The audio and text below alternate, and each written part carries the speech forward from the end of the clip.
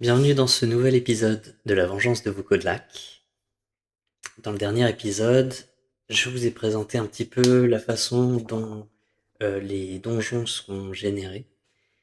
Et nous avons commencé à explorer ce premier donjon qui se situe sous une montagne que Vukodlak essaye de traverser. Nous avons généré quelques salles et nous sommes tombés sur un combat qui va sans doute être remarquablement difficile, qui nous oppose à 8 bandits, ainsi que leur chef, qui sera un vétéran du coup, un peu plus costaud. Et j'ai relu un petit peu la façon dont un combat se passait dans BX, et on va essayer de mener à bien ce combat, ou peut-être de fuir, on verra bien comment ça se passe. Donc la première chose qu'on doit faire selon les règles, ça va être de déclarer des sorts. Et effectivement, je pense que Vukodlak va lancer un sort. Il va lancer son sort de sommeil. Et donc on va faire ça. C'est prévu, c'est déclaré. Et ensuite, nous allons devoir faire un jet d'initiative pour savoir quel camp va commencer. Je voulais vérifier quelque chose aussi. Est-ce que j'ai des armes de jet de mon côté? Je crois que oui. Il me semble que Mathieu a un arc long, donc il pourra aussi s'en servir pour attaquer ce tour-ci. Ok, donc on va lancer l'initiative. On va dire que le dé violet, ce sera les méchants. Le dé bleu, ce sera Kodlak. Ouh, ce sont les méchants qui vont commencer. Ça va être terrible. Ok. Alors, dans l'ordre, on doit d'abord gérer leur morale. Là, il n'y a pas de morale à lancer, le combat vient de démarrer. Ensuite, il n'y aura pas de déplacement. Quoique, j'aurais pu... Oui, en fait, j'ai démarré avec un setup un peu façon 4AD, où on commence le combat déjà au contact. Peut-être que la première fois, je gérerai l'avancée, je ne sais pas. Ça pourrait avantager en tout cas le camp qui a le plus d'armes à distance, j'imagine. C'est pas grave, j'y penserai, je réfléchirai à quelque chose la prochaine fois. Ensuite, ils n'ont pas de sort à lancer et ils vont enfin faire leurs attaques de mêlée. Donc eux, ils n'ont pas d'attaque à distance. Ils vont donc attaquer et on va consulter du coup la matrice suivante. Donc on a ce bandit là qui va attaquer Radou. Je consulte donc mes documents. Je vois que Radou a une classe d'armure de 5. Très bien. Et les bandits n'ont pas de bonus à l'attaque, donc c'est comme s'ils avaient un taco de 19. Donc je consulte ma matrice. Euh, taco 19, classe d'armure 5, il doit faire un 14 pour toucher. D'accord, très bien. Alors c'est un 2, c'est pas suffisant. Ouf, heureusement. Ensuite on a également ce bandit-là qui va pouvoir attaquer Yedrula. Yedrula qui a 9 en AC, donc ça va être beaucoup plus facile à toucher. Il va lui suffire de faire un 10 pour toucher Yedrula. Aïe aïe aïe. C'est cassé. Non, on va dire que c'est ça. C'est un 6. 6, c'est pas assez. On a eu de la chance. Yedrula vivra peut-être 2 tours de jeu. Très bien. Eh bien, on va regarder maintenant le tour des gentils. Donc, pas d'histoire de morale à gérer pour l'instant. Pas de déplacement, on est déjà au contact. Les attaques à distance. Donc, on va avoir Maciej qui a un taco de 19 et qui va essayer de tirer sur Bon, c'est dans un tunnel, on va dire qu'il peut pas tirer sur les rangs suivants. Je sais pas s'il y a vraiment des règles là-dessus, mais il va tirer sur ce premier adversaire. Donc il a un taco 19 et il veut toucher une AC de 6. Ok. Donc taco 19, AC 6. Il doit faire un 13 pour toucher avec son arc. 17. 17, ça touche. Donc un longbow, ça fait 1 des 6 de dommages. 3 dommages. Ok, ça a combien de PV Je crois que ça a 4 PV, un bandit. Oui, en effet. Donc on va lui rajouter un petit dé à côté. Hop, il a pris 3 dégâts déjà. Ce sera peut-être rendu inutile du coup, parce que les sorts, après le sort de sommeil, eh bien il cible tout d'abord les ennemis qui ont le moins de vie. Donc, après les attaques à distance, on a le sort de Vaukodlak. Vaukodlak lance des imprécations, il fait des gestes compliqués et il va essayer d'endormir 2 d8 dés de vie. Donc là, pour des adversaires de niveau 1, ça veut dire 2 d8 ennemis, tout simplement, en commençant par les plus abîmés. Le d8, il est où? Est-ce que c'est ça? Oui, ça c'est un d8. 6. Oh, et 1. Donc 7 dés de vie. Donc là, c'est un énorme succès pour Vukodlak. Ça veut dire que les 7 adversaires avec le moins de vie s'endorment. 2, 3, 4, 5, 6, 7. Ça veut dire qu'il ne reste plus que le vétéran et un de ses sbires. Alors la question que je peux me poser, c'est que euh, on doit faire un test de morale quand on perd la moitié, plus de la moitié de ses troupes, mais est-ce que lorsqu'ils sont endormis, ils sont perdus ou pas? Je pense que s'ils voient tous leurs copains tomber comme ça en plein combat, on peut considérer ça comme une perte. Donc, il n'y aura pas d'attaque de mêlée possible ce tour-ci, parce que si on suit bien la séquence du round de combat, le déplacement se fait avant les attaques de mêlée. Donc là, on voit que nos personnages de devant ne sont pas à distance de combat et ils peuvent plus se déplacer. Donc on va faire le tour suivant. Et est-ce qu'il y aura des déclarations de sort? Non. Et est-ce qu'il y aura des replis? Non, je ne pense pas. Donc on va lancer à nouveau l'initiative pour ce nouveau tour. C'est à nouveau les méchants qui commencent. Et on va commencer par tester leur morale. Donc normalement les bandits ont un moral de 8. Là ils ont un chef, donc on va utiliser le moral de leur chef qui a un moral de 9. Donc je vais lancer 2d6. Et si je fais plus que 9, eh bien les bandits s'enfuient. C'est un 6, donc non, les bandits restent. Ils vont se déplacer. Ils n'ont pas d'attaque à distance, ils n'ont pas de sort, ils vont faire des attaques de mêlée. Ouh, alors là, ça va peut-être être la fin de Yedru là. Ok, donc je crois que ça va pas changer, ça va être encore un 14, parce que même le vétéran a quand même un taco de 19.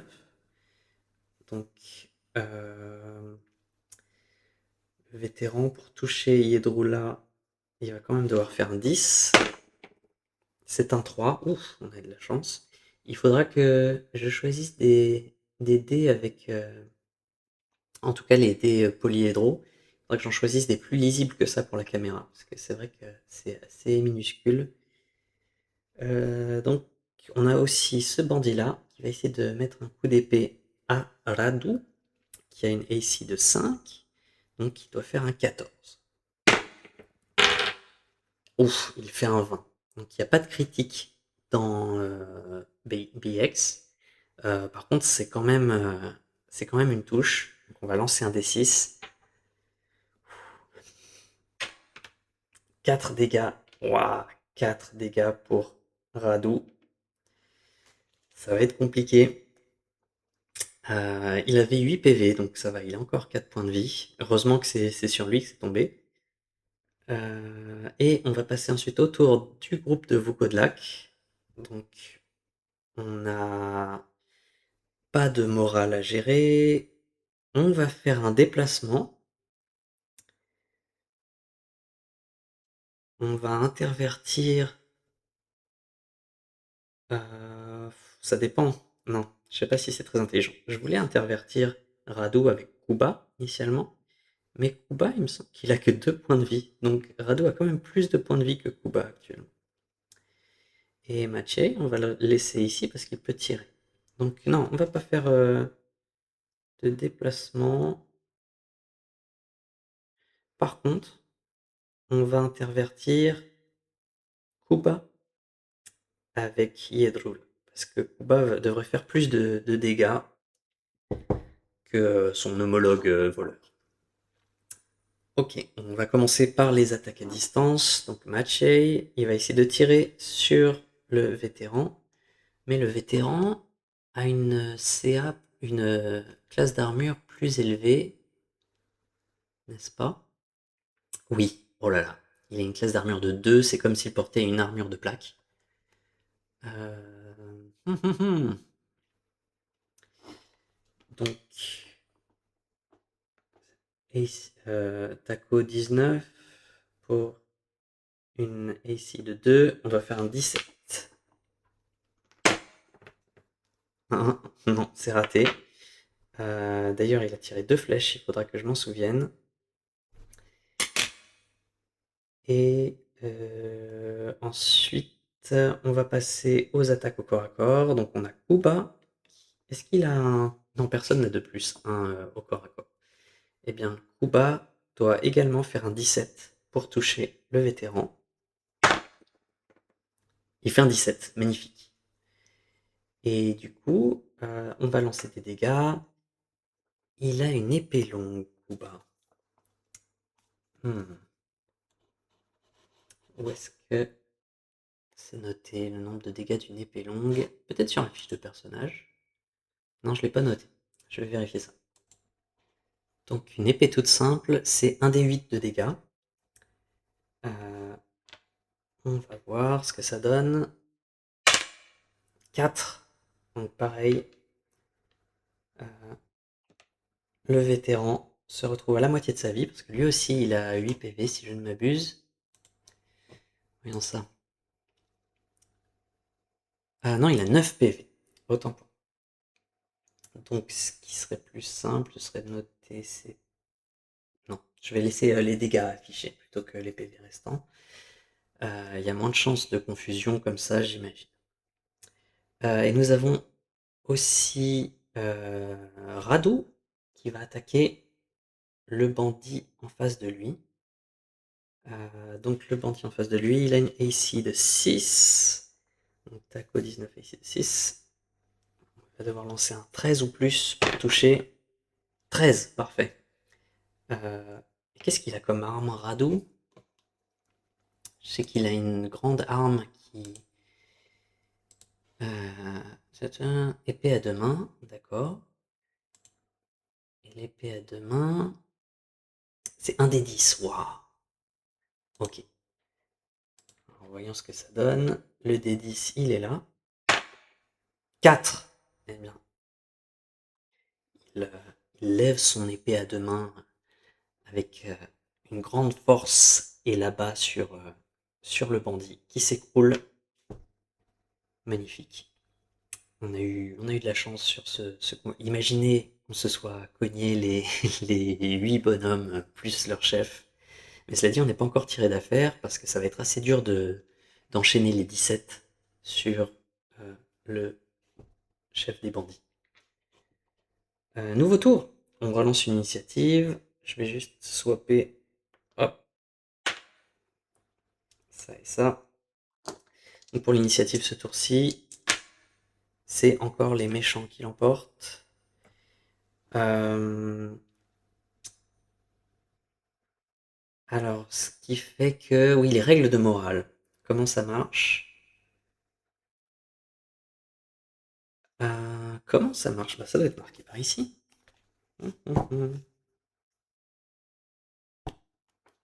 Ah oui, oui, tout simplement. Oui. Quand faire un test, premier mort, moitié ne peut plus se battre. Ok. Je pensais qu'il y avait des questions de... Ah oui, si c'est un ennemi tout seul, c'est la moitié de sa vie. Mais là, du coup, c'est pas le cas. Euh, Bah, on va pas lui faire refaire un jet de morale, je pense, si j'ai bien compris les règles. Du coup, déplacement, il va pas se déplacer et il va faire son attaque. Il va attaquer Kuba. Donc, pour attaquer Kuba, euh, Kuba a une AC de 4. Ah, c'est bien. Ah oui, parce qu'il a un bouclier. Il a une cote de maille et un bouclier. Donc, pour toucher une AC de 4, c'est un 15. Ok.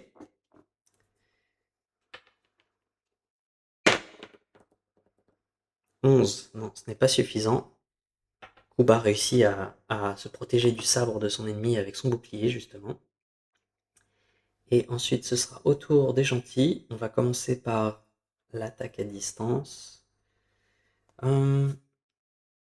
Est-ce qu'on pourrait imaginer qu'il y a à présent plus de place pour se battre contre lui? Je pense pas que ce soit écrit dans les règles, je les relirai avec plus d'attention. Pour l'instant, on va laisser ça comme ça, mais effectivement, je vois peut-être une possibilité de est-ce qu'on peut se répandre autour de lui? On verra ça pour une prochaine fois peut-être si je trouve ça dans les règles. Donc on va commencer par l'attaque à distance de Maciej. C'est toujours un 17 pour toucher. De toute façon, ce sera ça pour tout le monde. C'est un 1. Troisième flèche tirée dans le vide. En tout cas, troisième flèche tirée en tout. Ensuite, on aura une attaque de Kuba. 19, ça touche. Donc on va lancer un D8 pour les dégâts. 4. Oui, comment je fais? Donc là, on va noter les dégâts qui lui restent en fait. Donc il a pris 4, il a pris 8 dégâts en tout, donc il lui restera plus qu'un seul point de vie. Et on a encore Radu qui va l'attaquer avec son épée à deux mains. Pareil, 17 ou plus. Waouh, j'ai fait des jets incroyables, j'ai eu beaucoup de chance. Ça aurait pas dû se passer aussi facilement. Et ici, on a un des 10 pour les dégâts. De toute façon, hein, ça va être un massacre. Voilà, 10 dégâts. Euh, d'un élégant moulinet de son épée à deux mains, il sépare de façon complètement nette la tête des épaules du chef des bandits, qui s'écroule. Magnifique. C'est le moment où il faut faire des maths, malheureusement. Est-ce que je fais les maths tout de suite ou est-ce que je note juste ça dans un coin? En tout cas, il y aura des maths à faire parce que dans BX, d'ailleurs je pense dans la plupart des éditions de Donjons et Dragons, j'imagine, on gagne de l'XP tout simplement en tuant des monstres et également en ramassant des trésors. Ce qu'on peut faire dans un premier temps, c'est que je vais noter les flèches dépensées. Je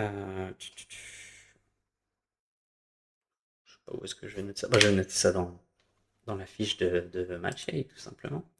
Maciej, il avait 20 flèches au départ, et on a maintenant 17. C'est à ça que ça sert. Autrement, on va regarder ce qu'on gagne. Ah oui, j'espère que ça va pas prendre trop longtemps, mais il y a un système.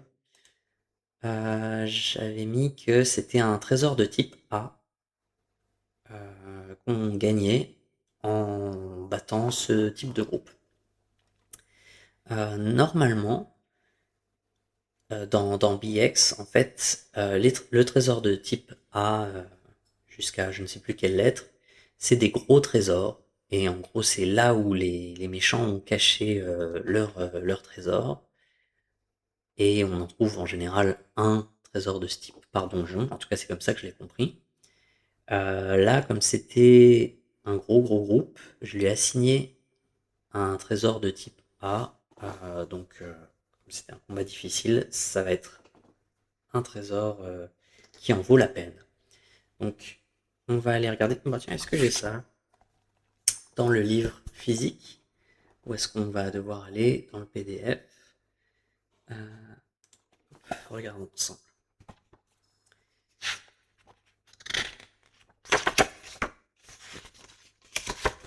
Trésor, oui, on a ça dans le livre physique. J'espère que ce sera pas trop petit pour vous. Bon, je vais mettre le PDF. J'ai pitié de vos petits yeux. Voilà. Bon, c'est en anglais, c'est pas grave. Euh, On va essayer de trouver les trésors.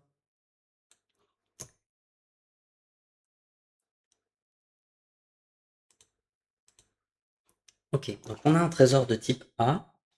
Oups, je vais zoomer un petit peu sur la partie qui nous intéresse.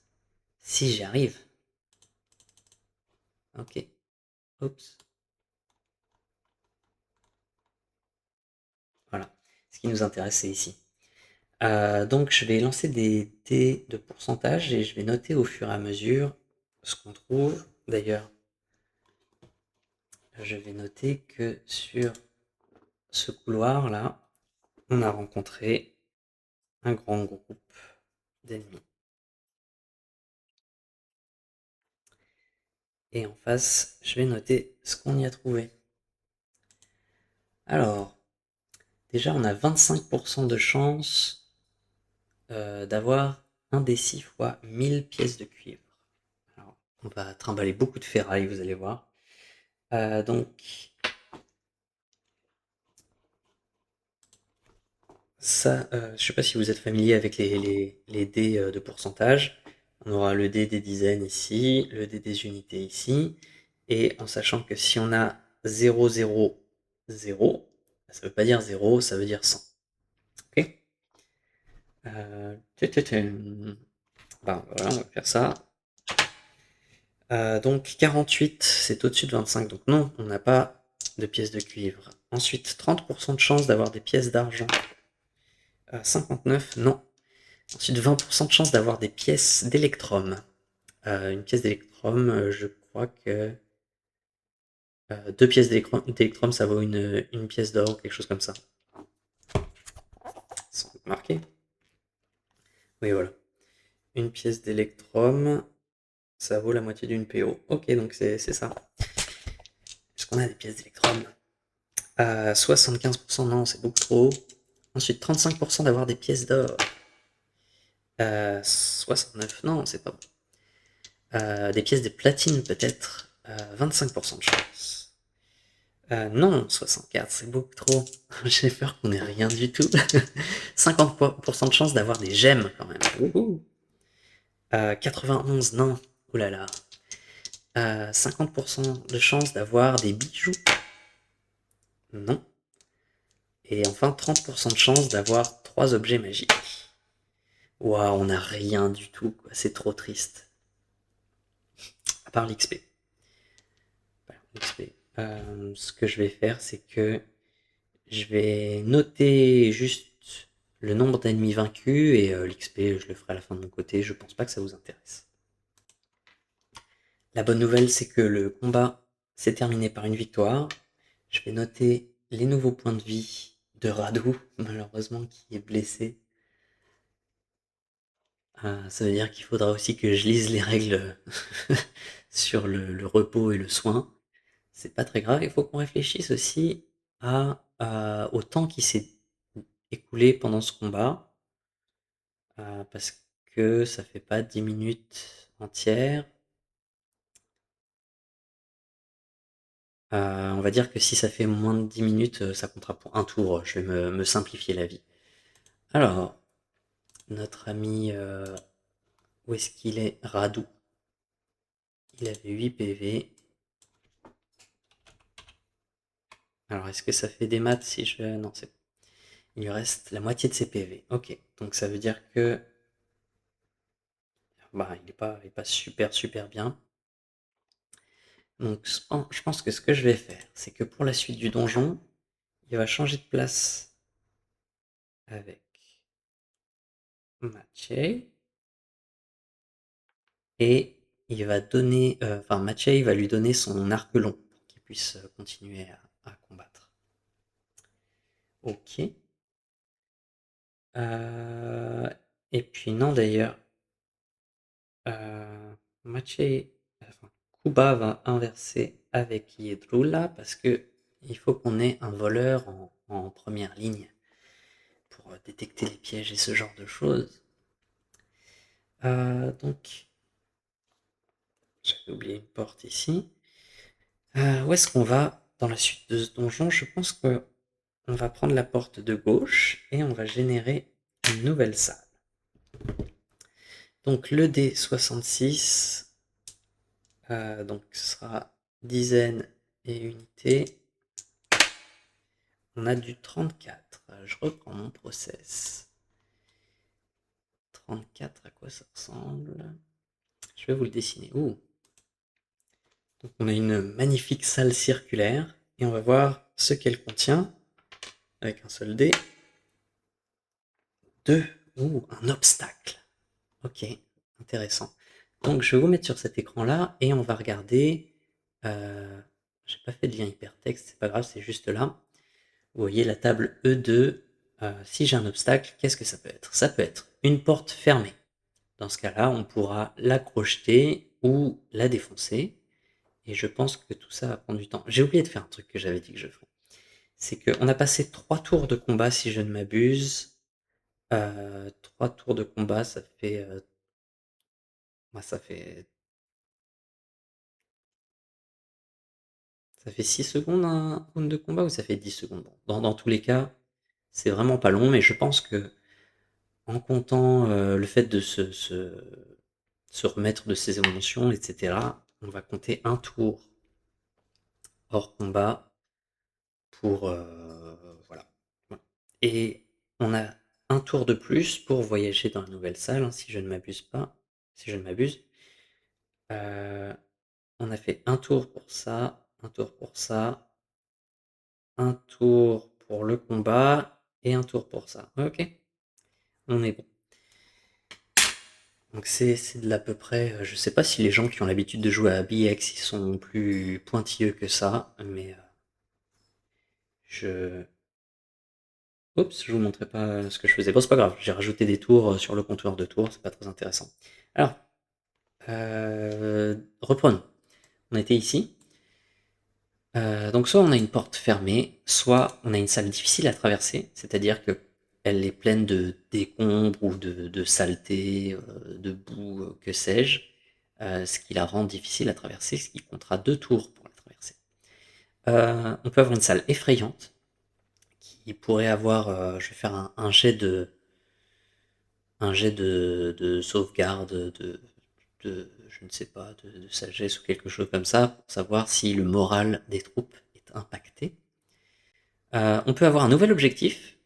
Donc ça, si ça arrive, on reviendra dessus, mais vous pouvez déjà voir une liste d'exemples ici. On pourrait avoir une salle piégée, et dans ce cas-là, on se réfère à la table des pièges dans Shadow Dark. On pourrait avoir, encore mieux, un coffre au trésor piégé, et pareil, on se réfère à la même table. Ok. Voyons ce qu'on obtient avec un des 6. 2, on a une salle difficile à traverser. Donc, effectivement, je pense que on est sous la montagne. Cette salle est en partie effondrée. Il y a des gravats un peu partout. Et c'est compliqué de se frayer un chemin. Donc, on va devoir utiliser 2 tours pour la traverser. Ce qui fait que on arrive 5, 6. On va devoir se reposer. Donc, avant d'ouvrir la prochaine porte, on va tout simplement s'installer, se reposer et on va voir ce qui se passe. notamment, est-ce qu'il y a des rencontres aléatoires? Je vais chercher un peu dans les règles, j'ai pas l'habitude de faire ça. Eh bien, je pense que je n'ai pas appliqué les règles correctement, parce qu'ici, il y a marqué que tous les 2 tours, je dois faire un test de monstre errant normal. Je trouve que c'est un peu beaucoup. Donc, ce que je vais faire, vu que j'ai pas trouvé de test de règles là-dessus pendant le repos, à chaque fois qu'il y aura un repos, je vais faire un test de monstre errant. Donc, une chance sur 6, c'est-à-dire que si je fais un 1, on aura une rencontre. Voilà, c'est un 1. Donc, dans la pièce, dans la pièce circulaire, on va faire une rencontre. Et ce que je vais faire, c'est que je vais reprendre mon process de donjon. Oups, vous voyez mon bureau. Euh, hop, où est-ce que c'est? C'est là. Donc normalement, je vais m'intéresser que à ces trois résultats-là. Donc on va dire 1, 2, ce sera un ennemi seul. 3, 4, un petit groupe. Et 5, 6, un grand groupe d'ennemis. Euh, euh, euh. Ce sera cette fois-ci un grand groupe d'ennemis à nouveau. Oh, c'est un cauchemar. Comment on va se sortir de là? Donc pendant que qu'on se repose, on va se faire attaquer par un grand groupe. À quoi va ressembler ce grand groupe? 3, ce sera 6 bandits. Ok, donc là on va être vraiment attaqué de toutes parts.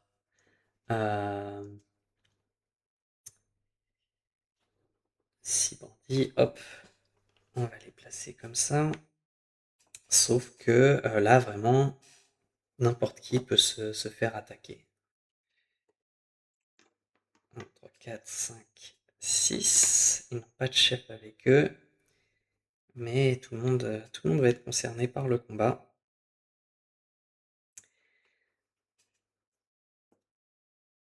Voilà, on va les mettre comme ça, on verra bien ce que ça donne. Et du coup, le ciblage, je pense, va se faire de manière un petit peu aléatoire. Et ce sera également un combat pour le prochain épisode. Parce que on arrive déjà à 30 minutes, ça va super vite en fait. En tout cas pour moi. Voilà, à la prochaine. Voyons si le groupe de Vukodlak va survivre à ce nouvel assaut alors qu'il tentait de se reposer. A plus!